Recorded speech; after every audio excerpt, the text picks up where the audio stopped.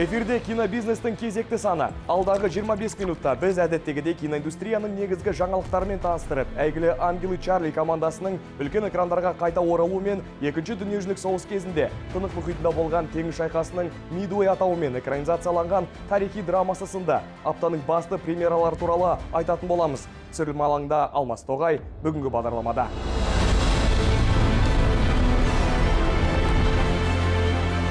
Қазақфильм студиясының 3 фильмі бүкіл әлемдік Азия киносы фестиваліне қатысты. Форд пен Феррари автозауыттарының текетіресі туралы драма. Алматыда 4-ші Еуропалық кинофестиваль өтті. Студиямызда қонақта актриса Айнур Ниязова болды. Нельзя снять кино за 20 дней и через 2 месяца уже написать сегодня, при первом съемочном дне, написать, что у нас премьера через 2 месяца. Это не кино, ребята.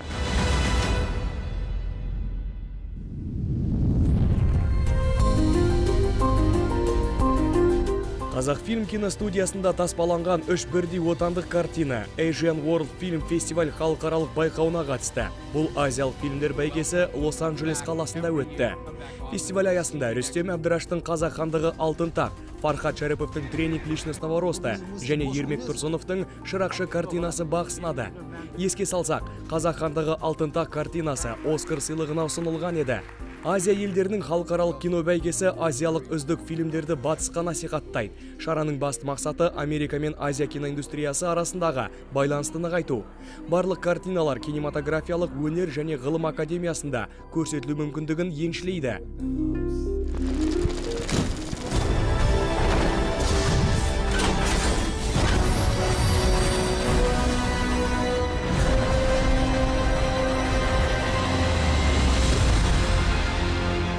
DC комикстері желісімен таспаланған Бэтмен фильмінің актерлік құрамын елеулі өзгерістер күтіп тұр. Сарай қызметшісі Альфредтің рөлін белгілі голливудтық актер Энди Серкис сомдайды. Сонымен қатар Пингвиннің рөлін Колин Фаррелл ойнауда бек мүмкін. Қазіргі таңда актермен келіссөздер жүріп жатыр. Қос актердің де комикстер негізінде дүниеге келген кино туындыларда тәжірибесі бар. Серкис Марвел кино әлемінің дамуына үлесін қосса. Не парьтесь. С вами я легко управлюсь сам, если что-то пойдет не так. Фаррелл 2003 жылы «Сорви голова» фильмінде ойнаған еді. Бэтмен фильміндегі басты рөл Роберт Паттинсонға бұйырмақ. Мысық әйелді әйгілі актриса Зои Кравиц сомдаса, комиссар Гордонның рөлі Джеффри Райттың еншісінде. Ал Пол Дано сиқыршының кейпіне енеді. Бэтменнің түсірілім жұмыстары 2020 жылдың 1-ші жартысында басталады. Картина 2021 жылы жарық көреді деп жоспарланған.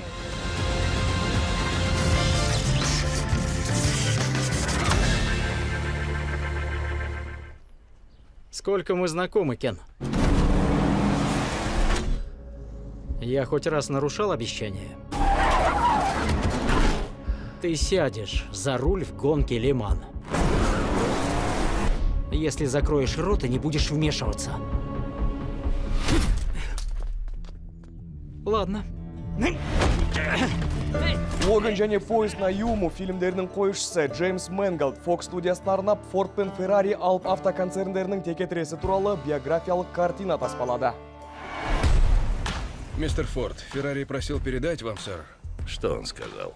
Что Форд делает мерзкие машинки на мерзких заводиках. И что вы жердяй, сэр. Мы похороним Феррари на Лиман. Бұл жылдамдық пен адамның рухани беріктігін суреттейтін оқиға. Форд против Феррари фильмі темір тұлпар туралы ғана емес, тығырыққа тірелсе де жеңілуге асықпайтын жандар туралы баяндайды. Бастапқыда студия A.J. Баймидің «На полной скорости. Форд, Феррари и битва за скорость и славу во время гонки Леман» атты кітабын экранизациялау жайлы ойластырады. Уақыт өте Legendary студиясы бұл құқықты еншілеген соң, кітап негізінде телехикая таспалауға кіріскен.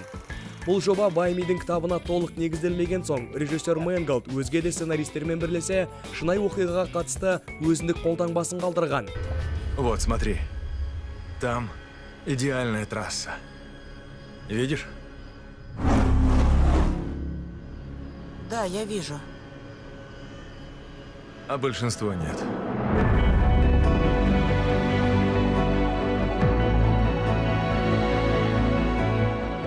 Мэнглдтың картинасы америкалық инженер-дизайнерлер тобы жайында. 1960 жылы конструктор Кэрол Шелби жетекшілік еткен бұл топ британдық автошабандоз Кен Майлистің көмегімен су жаңа спорткар жасап шығуы тиіс. Бұл темір тұлпар 24 сағаттық автосайыста әйгілі Ферраридің өзін шаңғап тұруы тиіс. Мэтт Деймонның сөзінше түсірілім таяғанда Кристиан Бейл 30 келі салмақ тастаған. Актер болған дейін Адам Маккейдің «Власть» атты комедиясы үшін салмақ қосқан екен. Актерге арықтау үшін 7 ай уақыт беріліпті. Мэтт Деймон тез арықтаудың сырын сұрағанда Бейл тек тамақ жеуден тыйылдым дегенді айтыпты. Артық салмақтан арылу Кристиан Бейл үшін автожарыста өз септігін тигізгені түсінікті. Басты кейіпкер экрандағы көп уақытын темір тұлпарда өткізеді. Екі аңыз автоконцернінің бәсекесі жайлы Ford против Ferrari драмасын осы аптадан бастап көре аласыздар. Давай, Кэрол, воюй. У тебя есть план? Рискованный. Я думала, главное выиграть эту гонку.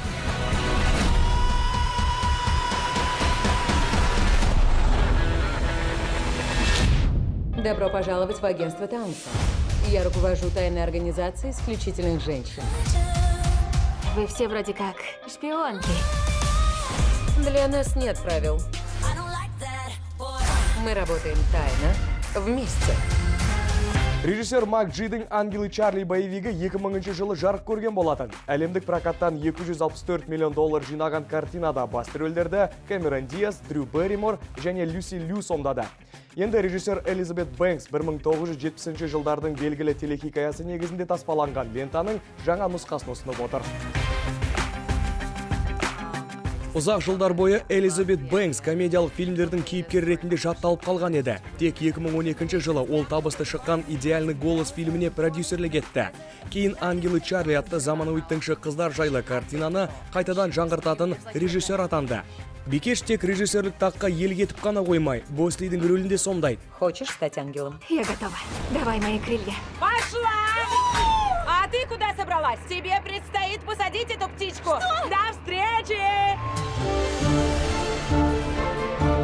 Жаңа «Ангелы Чарли» әйел адам режиссер атанған Голливудтағы ең ірі кино туынды. Бюджеті $90 миллион құрайды. Бұл жалпы кино тарихында $100 миллион фильм таспалаған 9 әйел режиссерлер тізіміне Элизабет Бэнксті де қосты. Жаңа жоба 1976 мен 1981 жылдары жарыққа шыққан атышулы «Ангелы Чарли» телехикаясына негізделген. Бұл хикая Чарли Таунсен атты жұмбақ жанға қызмет ететін 3 тыңшы әйел жайында. Олар тек телефон арқылы немесе компания басшысының көмекшісі Босли арқылы байланыс жасайды. Бұл агенттіктегі сұлулардың басты міндеті қылмысты әшкерелеу, алдын алу және адамдарға көмектесу. О, леденцы. Лучше не трогай, они иногда взрываются. Жаңа «Ангелы Чарли» фильмінде Кристен Стюарт, Наоми Скотт пен Элла Балинска ойнайды. Жобадағы костюмдерді жасауға суретші Ким Барретт үлес қосқан. Ол «Матрица», «Аквамен» және «Өрмекші адам» фильмдерінде тер төккен маман. «Ангелы Чарли» осы аптадан бастап біздің прокатта. Ха! Как ощущение? По лицу вижу, что понравилось. Даже очень. Ну, погнали!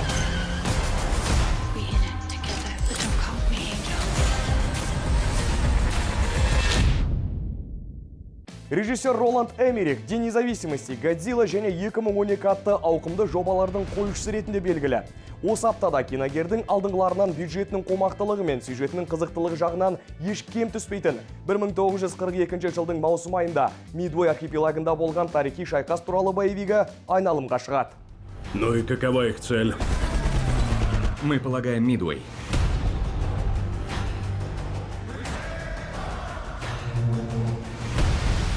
Вашингтон не согласен. Вашингтон ошибается. Үлкен қиратулардың шын жанкері Роланд Эммерих өзінің қоржынына екінші дүниежүзілік соғыс жайлы фильмді де қосты. Жаңа жобасы ретінде маман 1942 жылға оқиғаны негізге алады. Ол кезде Ұлы майданның шешуші шайқастарының бірі өткен еді. Киногер әуедегі әрі теңіздегі майданды шынай етіп көрсете білген. Сюжетке негіз болған Мидуэй аралындағы шайқас 1942 жылы өткен бұл майдан жалпы Тынық мұхитында үлкен өзгерістерге жол ашты. Ақштың теңіз қарулы күштері Жапония флотына қарсы ірі жеңіске қол жеткізген еді. Они пойдут за тобой. Если ты знаешь, что не подвел тех, кто на тебя полагался, то тебе ничего не страшно.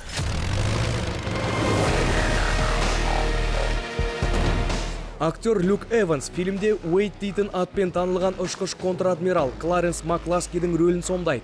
Әйгілі режиссер Кристофер Ноланның Дюнкерк жобасы секілді Америктің әскери драмасы табысқа жете ала ма? Midway осы аптадан бастап барлық кинотеатрларда. Вы запомните этот момент до конца жизни.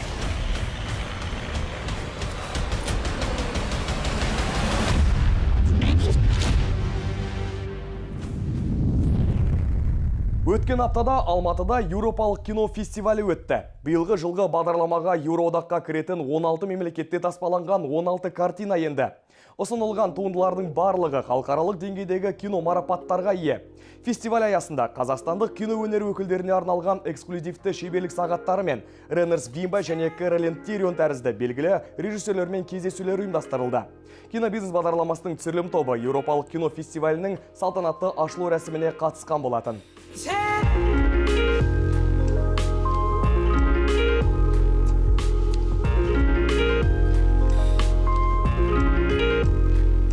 Алматыда 4-ші Еуропалық кино фестивалі өтті. Алматылықтары мен қала қонақтары 16 үздік картинаны тамашалады.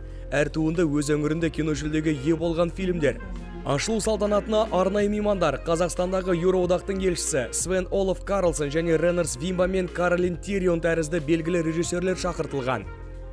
Картины мы отбираем совместно с ведущим европейским порталом о кино. Картиналарды біз беделді Еуропалық кинопорталмен бірлесе таңдаймыз. Биылғы жылы 16 фильм сұрыпталып алынды. Барша картиналар халықаралық кино байқауларда жүлде алған туындылар. Ұсынылған фильмдер бірнеше еуропалық мемлекеттердің күш біріктіре түсірген туындылары болып саналады. Бұл Еуропаның бірліктейтін басты ұстанымын насихаттайды. И тем самым они подтверждают основной слоган, девиз Европейского Союза «Единство в многообразии».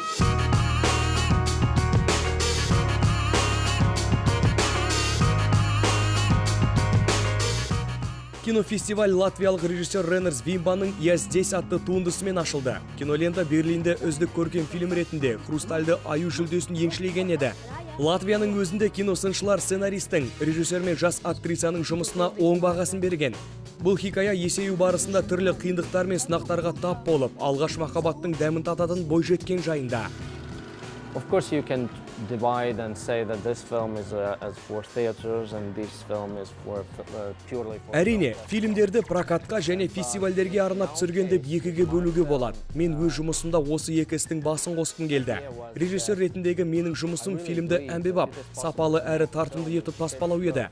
Оқиға ұлты мен жасына қарамастан қарапайым көрерменге түсінікті болуы тиіс. Фильм Латвияда түсірілген. Бұл еліміз жайлы ешкім білмейтін жаңаша сурет пен хикая деп санаймын. Story-wise has to be very universal and then understandable in every country, every nation. Ұйымдастырушылардың сөзінше, фестивальдің басты мақсаты еуропалық фильмдерді тек қазақ көрерменіне таныстыру ғана емес, шетелдік киногерлермен бас қосып, пікір алмасатын алаңда жасай отырып, отандық киноиндустрияның дамуына үлес қосу. Жас режиссерлерге еуропалық кино мамандары бірнеше шеберлік сабақтарын өткізді. Шақырту бойынша латвиялық Ренерс Вимба мен бельгиялық Кэролин Тирион киноөндіріске қатысты әдістерімен бөлісіп, деректі фильмдерге қатысты бірнеше құпияларында ашып айтты. Но я должен признаться, что я пока этих фильмов не видел. Мен барлық фильмдерді көріп үлгермедім. Сондықтан еуропалық киноөндірістің соңғы туындыларымен алдағы күндері танысу мен үшін қызықты болмақшы. Бұл фильмдерді көру арқылы экономикалық, әлеуметтік, бала тәрбиесі, мәдениет және миграция секілді бүгінгі таңда азаматқа жат емес көп мәселені шешудің жолдарын табамын деген ойдамын. Кино проблеманы қамту және оның шешімін табу үшін таптырмайтын құрал. Вопросы миграции, которые очень волнуют людей.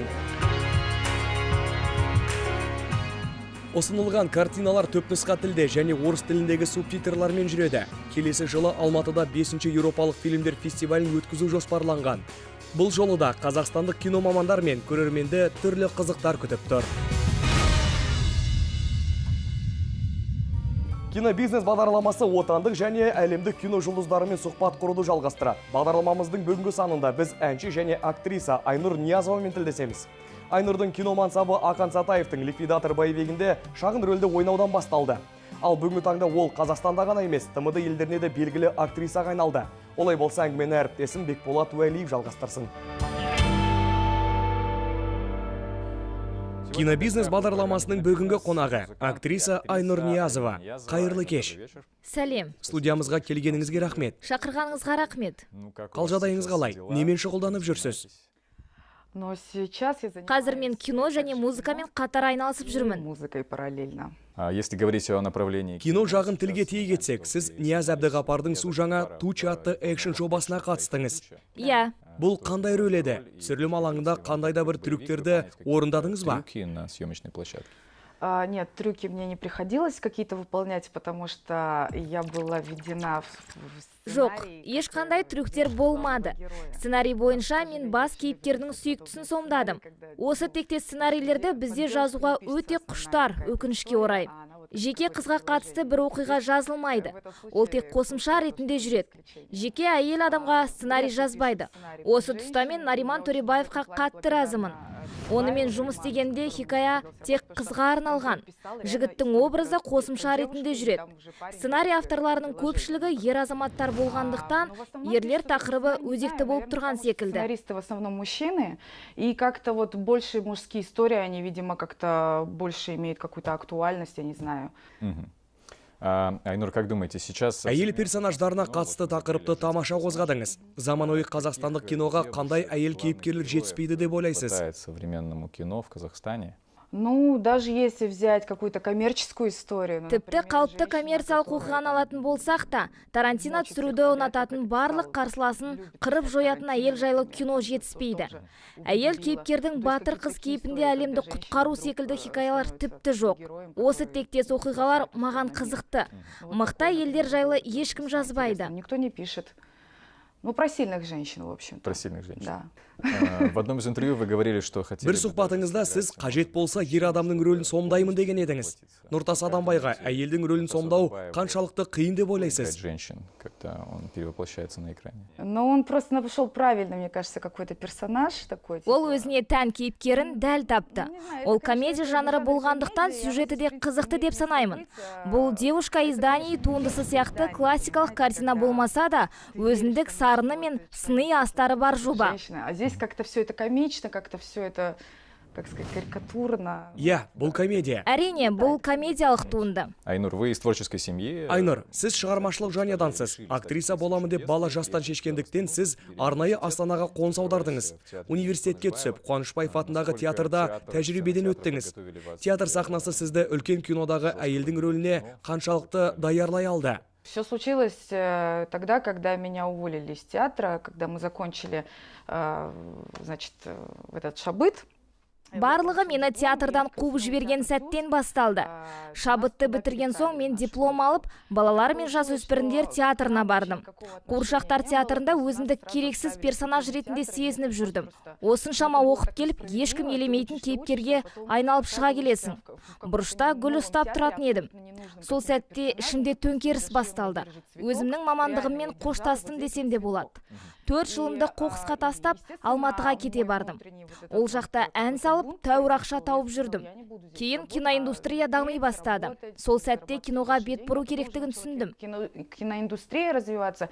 Ну и тогда, собственно, как бы я поняла, что все, пора в кино. Хотя на тот момент, когда я училась, я не собиралась в кино работать. Алматыға келгенде маңсабыңыз Ақан Сатаевтың «Ликвидатор» фильмінде ойнаудан басталды ғой. Ну вообще первую картину я начала прям вот как нужно, типа с первой лесенки, типа. Басты рөлдің біріндегі алғашқы картинам. Оған дейін эпизодтық рөлдерге түсіп жүрдім. Алдымен «Виртуальная любовь» фильмінде бой көрсеттім. Жарты жылдан кейін Ақан Сатаевтың картинасына шақырту келді. Бұл фильмдегі әйел адамның рөлі қатты елеулі болмағандықтан, Сатаевтың өзі жеке мені аттай қалап алған екен. Ниязова түсінші депті. Не получилось, и там была небольшая роль женская, и вот он настойчиво сказал, пусть Ниязова там снимается, пожалуйста. Айнура, также вы увлекаетесь... Айнур, сіз сценарий жазумен де айналысасыз. Қысқа метрлі туындыларды таспалайтын режиссер ретінде де бақсынап жүрсіз. Бұл бағыттағы жұмыстар қалай жүріп жатыр? Бір оқиғаңызды баяндап берсеңіз. Даже расскажете какую-то одну из историй. Ну, на самом деле, писать я начала, точнее, какие-то идеи начали появляться примерно в 2013 году. Расында мен бұрыннан жазамын. 2013 жылдан бері ойыма келген идеяларды жаза бастадым. Кейін актрисалықтан да бөлек ауқымды тақырыпқа жазып көрсем бе екен деген ой басыма келді. Түрлі оқиғаларды миымда пісіріп, тамақ ішіп, ұйықтаудан да қалдым. Об этом не могла даже есть и спать в какие-то моменты, потому что истории меня дико завлекали, а потом, причем мне казалось, что ну ты же не пишешь, ты же не пишущий человек. Сценарий жазушы болмағандықтан маған тек синопсистер жазу туралы ой келді. Қалғанымен өз ісінің мамандары айналсын деп шештім. Бірақ қорқынышты жеңіп, осы істі қолға аламын деп шештім. Қадамыңды жасамасаң нәтиже болмайды. Энергияны тиісті бағытқа жұмсау арқылы қысқа метрлі фильм таспалау мүмкіндігі туды. Үлкен туынды таспалаудан бұрын жарнама немесе клип түсіріп тәжірибе жинақтаған жөн. То есть эту энергию надо запускать в любом случае. Вот. А короткометражку я снимала, потому что, и мне кажется, что надо, опять же, степ-бай-степ. Болашақта бейнебаянымды таспалауға өзім режиссерлік етіп көрмекпін. Кадрмен жұмыс істеп, бейнеклипте кәсіби актерлердің ойнағанын қалаймын. Как режиссер. И мне прям искренне хочется работать за кадром. То есть, чтобы в моих клипах играли совсем, ну, то есть, реально профессиональные артисты. Айнур, еще один факт о вас, это что вы являетесь, скажем так, ученицей. Айнур, сіз танымал қазақ режиссері Ермек Кәрімжанұлы Тұрсыновтың шәкіртісіз. Кенже фильмінде де ойнадыңыз. Иә, ол рас. Ермек Кәрімжанұлы заманауи қазақ кинематографиясы жайында өткір пікірлерді үнемі айтады. Ойы айқын. Сыни пікірлері көп екенін білеміз. Ол кісі қазақстандық киноны попкорн деп санайды. Отандық киноиндустрия қандай деңгейде деп ойлайсыз? Кинотеатрларда ұсынылатын контентті қаншалықты көресіз? Сейчас мы видим в кинотеатрах. Как вы на него смотрите? Но я это скажу не от того, что есть какое-то влияние, но, безусловно, возможно, это как-то так действительно. Біреудің ықпалымен туған ойым емес. Сондықтан өзімізде шығатын туындылардың 80-90% кино деп санамаймын. Ол тек киноға жасалған пародия. Мен голливудтық, еуропалық және кеңестік классикалық туындыларды зерттеген адам ретінде біздің елдегі режиссерлер кино түсіруге талпынып жүр деп айта аламын. Тіпті Ресейде түсіріліп жатқан туындылардың көпшілігін кино деп атауға келмейді. Европейскую, голливудскую и так далее. То есть, когда ты понимаешь, что такое кино настоящее, и видишь, что происходит, что снимают здесь, и в той же даже России. Шын киноның болмысы басқа. 20 күнді киноны таспалап, 2 ай өткен соң бүгін бізде тұсаукесер деп жариялай алмайсың. Тіпті клиптің өзін түсіруге келгенде асығыстыққа жол жоқ. Істің басында тұрған адамдар тез ақша табуды мақсат етеді. Бірақ шынайы өнердің қамын жейтін адамдар тіпті аз. Бір жобадан түскен қаржыны екінші жобаға салуға асығатын кәсіпкерлердің заманы болып тұр ғой қазір. Собрать бюджет, и никто не думает о том, что делать искусство, все думают о том, просто как быстренько собрать кассу и запустить эти деньги в следующий свой проект. Но это не искусство, это не про это вообще даже близко. Соңғы 3 жылдың ішіндегі сізге ұнаған қазақстандық фильмдерді атап өтсеңіз. Но я могу отметить Шариповую картину. Шарыповтың «Тренинг личностного роста» фильмін айта аламын. Тіпті Кинотавр фестивалінде жүлдеге ие болған деп естідім. Мәскеу кино байқауында. Иә, Мәскеу кино байқауында жеңіп алды. Біздің Еуразия кино байқауында да жүлде алғанын естідім, және кейін ресейлік платформалардың бірінен байқап қалдым. Дулыға Ақмолданы актер ретінде қатты құрметтеймін. Менің жазған көптеген сценарийлерімнің барлығы сол актерге бейімделген. Бірақ ол кісі мені өмірде танымайды да. Потому что мы даже с ним не знакомы. Ержан Түсіповтың образы жайлы не ойлайсыз? Кстати, тоже хороший. Они оба там были абсолютно. Өте жақсы. Олардың образдары және картинаның өзі көрерменнің үлкен қызығушылығын тудырды. Екі кейіпкерде өз орындарын дәл тапқан. Герои абсолютно на своих местах находятся, как бы так. Рахмет, Айнур. Оқасы жоқ. Кинобизнес бағдарламасының бүгінгі қонағы, актриса, музыкант әрі болашақ режиссер Айнур Ниязова болғанын естеріңізге сала кетейін. Режиссер Айнур Ниязова. Спасибо. Сіздермен болған киноиндустрия саласындағы өзекті жаңалықтардың жаршысы кинобизнес бағдарламасы. Ендігі эфирде біз отандық красавчики Данаши Эры комедиясы мен Аббатство Даунтон тарихи сериалының толық метрлі сиквелі туралы айтамыз. Бүгінге осы түсірілім алаңында кездескенше.